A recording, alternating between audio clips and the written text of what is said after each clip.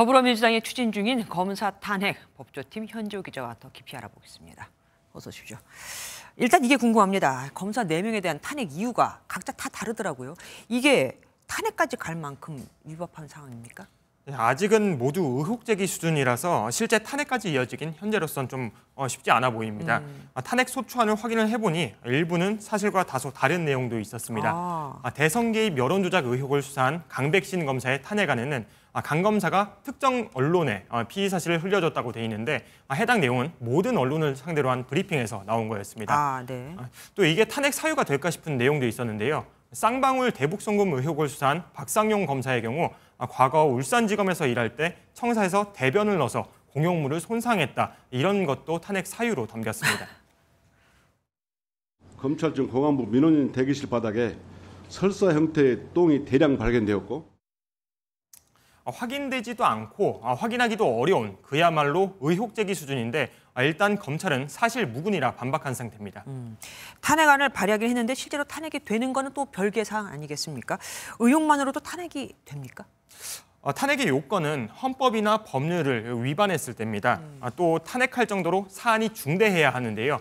과거 노무현 전 대통령에 대한 탄핵 심판 결정문에서 헌법재판소는 법 위반 사실은 인정했지만 탄핵을 할 정도로 사안이 중대하진 않다 이렇게 판단했습니다. 네. 그러니까 위법성과 사안의 중대성이 모두 다 갖춰져야 탄핵이 가능한 겁니다. 그럼 법 쪽에서는 이걸 어떻게 보고 있습니까? 전반적으로 이번 탄핵 추진에 문제가 있다 이런 지적이 좀 많았습니다. 저희 취재진이 법조인과 학계의 인사들을 의견을 두루 들어봤는데요. 신중하게 이뤄져야 할 탄핵 제도가 정치적 수단으로 활용되고 있다는 지적도 있었습니다.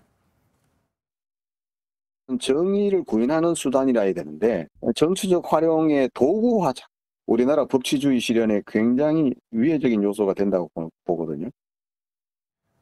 진보적 입장을 가진 민변에서도 탄핵을 활용할 수 있지만 확실한 비위 사실에 대해서만 탄핵을 소추해 국민 신뢰를 먼저 쌓았어야 한다. 이런 의견을 밝히기도 했습니다. 아까 잠깐 나왔지만 현직 검사들도 상당히 반발이 심해요. 네, 그렇습니다.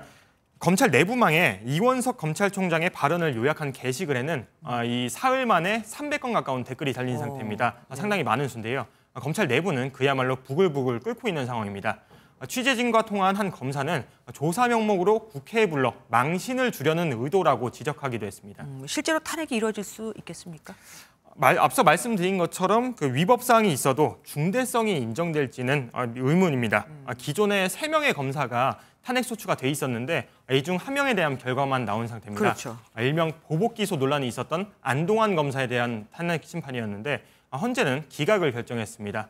공소권을 남용하긴 했지만 파면할 정도로 중대한 사유엔 해당하지 않는다 이런 이유였습니다. 여기까지 듣겠습니다. 지금까지 현지호 기자와 함께했습니다.